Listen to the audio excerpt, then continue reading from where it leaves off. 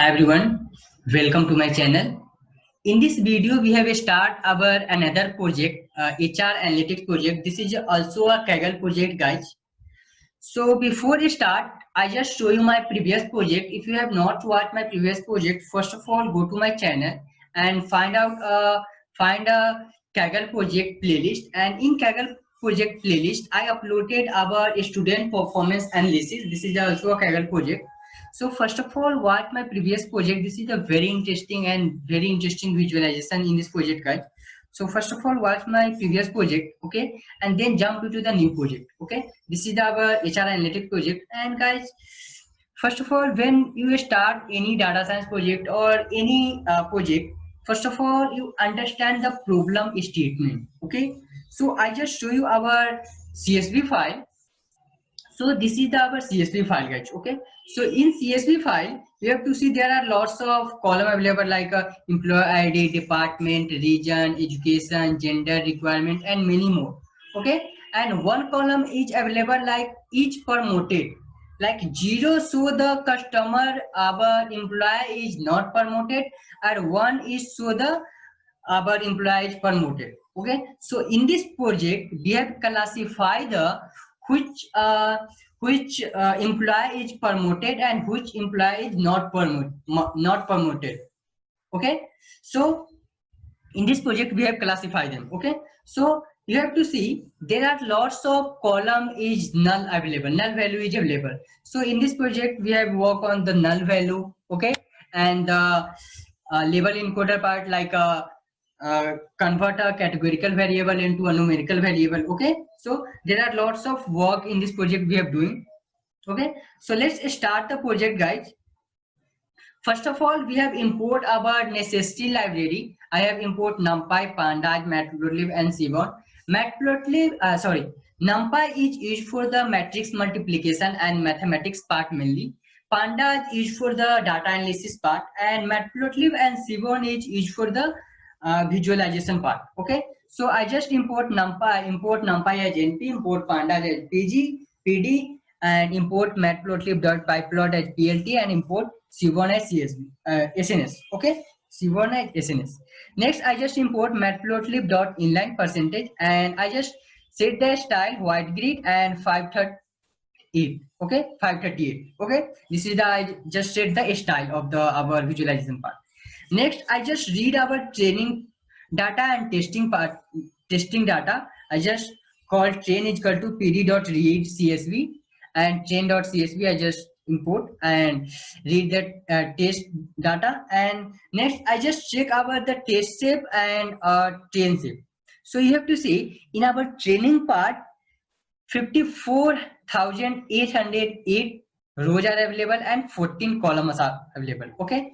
And in the testing data set, 23,490 rows are available and 13 columns are available in our data set, okay. So let's continue with the project. First of all, I just check the head part, and you have to see there are lots of columns are available in our data set. And in our data set, one column is promoted column. In 0 means customer our employee is not promoted, and 1 means our employee is promoted. So this is the classification problem, guys, okay. And this is our problem statement. So let's check the our test part. So I just call test.head, okay. Next, I just checked our chain shape and test shape, and the column chain column is okay. So I just call the chain.columns and test.column, and I just print our columns name, okay. Next, I just describe our chain data set. I just call train.describe, and our minimum value in the employee ID is 1, and the maximum is 78,298, okay. And the 25 percentile is the employee ID in the 669, and the 50 percentile is the 29,225, okay. So this is our percentile and mean, minimum and maximum, and also a standard deviation, okay. So this is our description of the data set, guys, training data set. And same thing, I just call the testing part test.describe, Okay, and in the testing part, our minimum employee is 3 and the maximum is the 78,295. Okay, and same thing in the percentile 25, 50 and 75 and the standard deviation. Okay, so this is our testing description, guys. Test data description. Next, I just check the information of our training data set. I just write the information of training data set.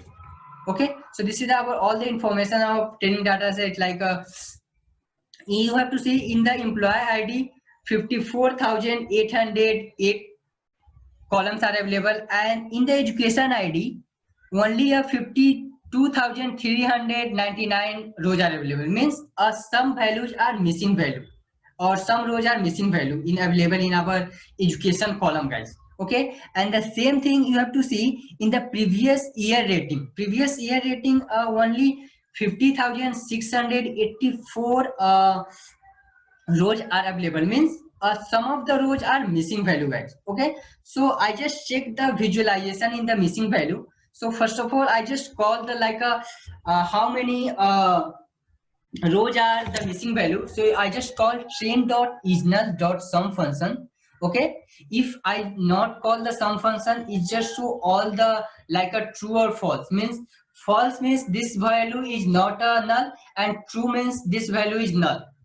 Okay, so that's I just call the dot sum. It's show me the all the rows name. Okay, so you have to see in the education row 2,409 rows are null value, and in the previous year rating 4,124 rows are null value. Okay, so this is the our all the sum of the null value in the training data set. I just plot our training data set, training missing data set. Okay, so I just import the import missingo as MSNO. Okay, this is the library for the plotting a null value. Okay, so I just call import missingo as MSNO, and I just call MSNO dot, I just plot the bar plot, and I just call the train data set, and color is equal to y means yellow, and figure size I define train ratio 8. Okay, and I just check the missing value.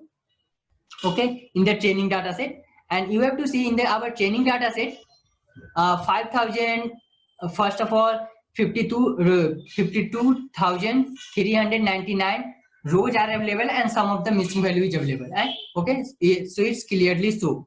Okay, this is the education column and this is the previous year rating column. Okay, so these two columns are null value, guys.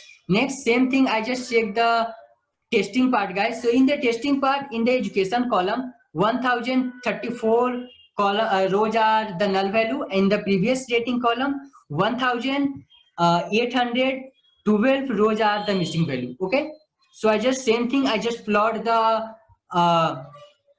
our missing value. Okay, so you have to see this is the plain part is the not a null value. Okay, and some of the zigzag part is the missing value. So in the education column and the previous rating column is the zigzag part, guys. Okay, so zigzag part means the null value and the plain part is the not a null value. So in the education column and the previous rating column show the our null value. Okay, so we have in this project we have first of all handle our missing value, guys. Okay, so let's start with the exploratory data analysis first of all. Okay, so I just plot a pair plot, guys.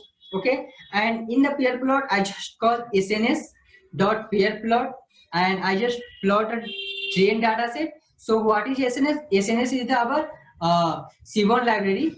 You have to see I just import the import C1 as SNS. Okay, so this is the C1 library. I just call SNS dot pair plot, and in the data set I just import our training data set. Okay, so this is our all training data set, guys. Okay, in the pair plot. Okay, so let's next plot the hist plot, guys. Okay, so I just call the train dot hist plot, and the color is equal to black and line width is equal to I just assign 1.2 and figure is 2020. Okay, so in the hist plot it's clearly so you have to see in the KVI mid some of the columns are available in only data is available in our column 0 and 1. Okay, and the zeros zeros rows is the approx 35,000 plus, and the one is available in our data set is the approx 20,000.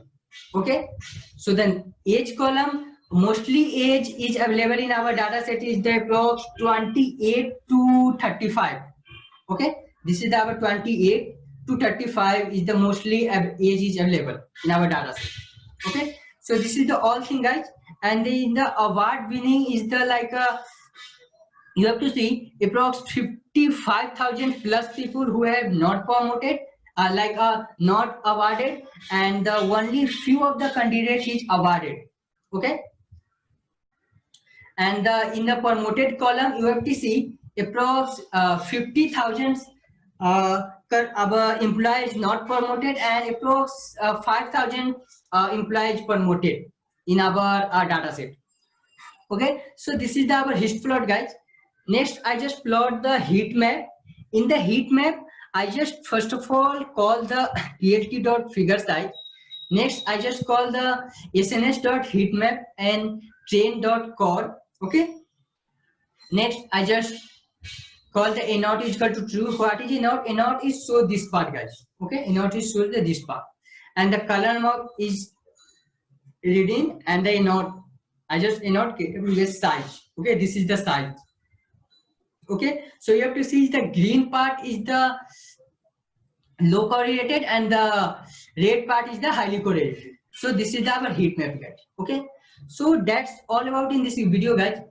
Next video we have work on the main all the exploratory data analysis, and okay, and we have always start with the like a guys a step by step column.